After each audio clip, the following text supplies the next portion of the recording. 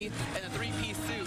So you're... Oh, yeah, that boy clean today. He looks fresh today. It's almost like it could be Easter, but it's not. We're just celebrating the fact that this is round 3 of Lakers and Clippers and what could be a Western Conference Finals preview. So let me get you set on a tail of the tape because we've already seen this matchup twice before. And so far, the Clippers have certainly dominated the first 2 meetings. Get this, they're winning 25 of their last 30 battles in LA. That's the Clippers who have been controlling this series as of late. But these teams have never met in the postseason. They may finally this year. In fact, our basketball power index gives them a 37% chance that they will clash in the Western Conference Finals, and that is the most likely matchup. The Clippers, though, they're 10-0 this season, as Paul would tell you, with a clean injury report, which includes every game of their current 6-game win streak. So they are balling right now because they are healthy. And then there is Kawhi Leonard. He's 15-8 head-to-head against LeBron James. That's among the best records against King James, which includes Kawhi's title with the Spurs. Remember, that kind of ended the Heatles. Leonard also riding a 5-game win streak in those matchups. And I mentioned it before, he's averaging 32 points, shooting at 55% from the field when he goes up against the Lakers.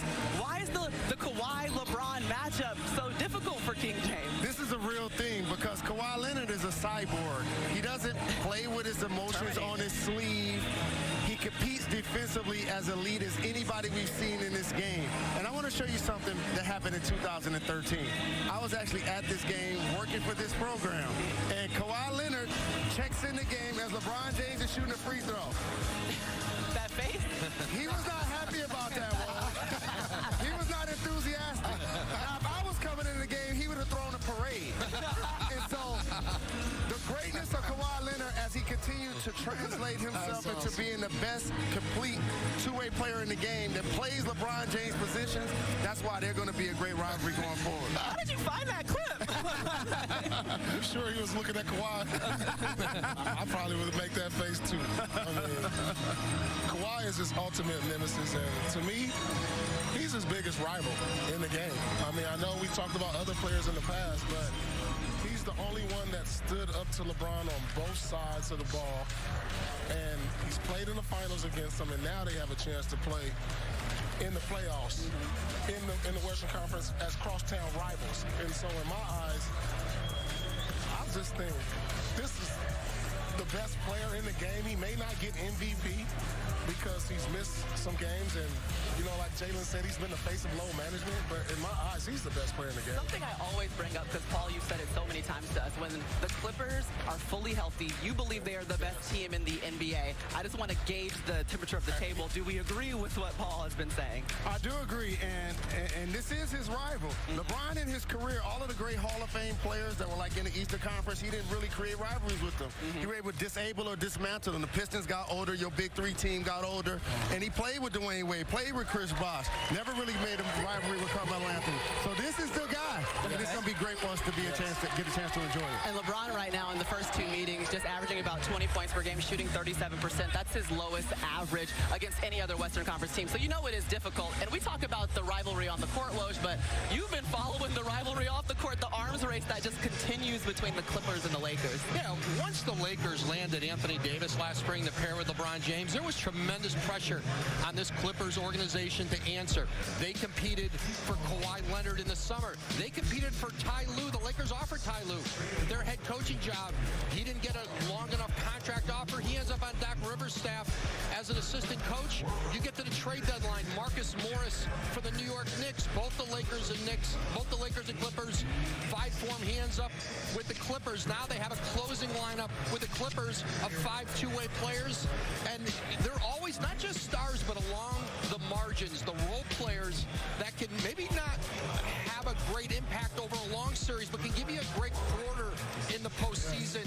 You know, those are the edges that help win championships, and you have the Clippers and Lakers in an absolute win-now mode, trying to gain every edge they can on the other. Yeah, it seems like they're not only preparing to win titles, but preparing for each other in a lot of ways. And something that the NBA as a whole has been preparing for, Woj, is the coronavirus, the potential outbreak that could continue. I know that on Tuesday, the expectation is to have a precautionary plan in place for most teams. What's the update that you have there? Yeah, you know, NBA executives, owners tell me that they are spending more time right now preparing to safeguard their organizations, their fans, from the potential of the coronavirus than anything basketball related. And, you know, the league has set into motion a number of plans if we get to a point where games have to be played in arenas that are empty without fans. We aren't there yet.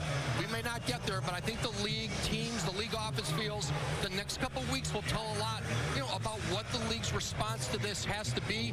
But constant communication going on between the league office teams and health services. Yeah, well, we'll certainly keep an eye on that. And luckily, we are all here. The fans are here, and we are in luck because we have an amazing game coming up. 6 points, including the game-winning shot. He hasn't fared as well as he'd like to, but it's been difficult because they throw a lot of bodies at LeBron, and they play physical, and they anticipate his moves. But here's what he's going to have to do, and this is what he's really, really good at, is surveying the offense as it's being run, and then he picks and chooses his spots when he catches the defense looking or lapsing. He's very good at reading the defense. Here he is again. He's going to go under the pick. Beverly's going under the pick. You see right there now as AD clears out. LeBron, once again, he's looking in the paint, and once he gets in there, you know, he does a pretty good job of putting up high percentage shots. Another Patterson's on in this time. Another body from San Antonio. Look at the pick. If the defender doesn't get to the elbow, that's where he wants to get to. That's another opportunity and another situation. Now here's Patrick Beverly crowding him and blocking that shot. Now, in the 2 games against the Clippers, he's only shot 37% from the field, 17 from 3, and only averaged 20 points. So that's a bad sign for the Clippers, I believe, because I think LeBron's coming out tonight realizing how they've guarded him. He's looked at video. I'm sure he's looked at video tons and tons. What individual has played him, how Kawhi plays him, how Beverly plays him, how George might play him. So historically, that's been his ammo, is to know how he's being guarded, know how to defense. So I look for LeBron to expose whether he's scoring or whether he's dropping dimes to his teammates. I think he'll do both. Great breakdown. They're a big game. Let's go inside access, take it one step further, take a look at how LeBron James' numbers versus the league compared to his numbers versus the Clippers. And you see points and percentages, guys, really jumping off the screen, staring at you when it comes to the King against the rest of the league versus the Clippers. Yeah, we're not talking about LeBron versus Charlotte or LeBron versus Golden State this season. We're talking about LeBron against probably the top defensive team in my mind. They're not quite there ratings-wise, but the Clippers are tough, period, and they have a lot of good, tough wings. I feel like the Clippers constituted their team basically to stop a guy like LeBron James. When you go out and get Paul George and Kawhi Leonard, you're talking about 2 of the best defensive-minded wings. And Ty Lue. And Ty Lue, of course. I mean, you know, it's true. It is very Coach true. Ty Lue. Yeah, I mean, Steve Ballmer is not foolish. You know, he's trying to figure out a way to not only win a championship, but kind of get to the Lakers. And they did some good moves during the offseason. And now it's LeBron's turn. Now, you know, as you said, he's got the chessboard in front of him. What's his counter move going to be today? Can't wait to see. We got everything we wanted and more, I would say, with LeBron and Giannis on Friday when it comes to that MVP discussion.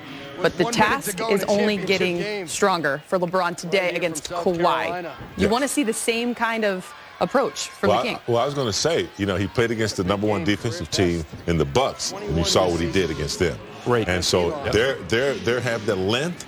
They have the same type of toughness. And so I think that was a good, you know, setup for the Clipper game. So, you know, he's been playing good against defensive teams and figuring things out, really dominating. So he's ready for this one today. He knows that, you know, the Clippers really target him. Beverly, Kawhi, they think they have him. But, you know, the King's been around long enough to know how to get out of this. And I'm looking forward to seeing how, you know, they start. They played big and had some success against the Clippers. I can't remember if it was the first or the second game.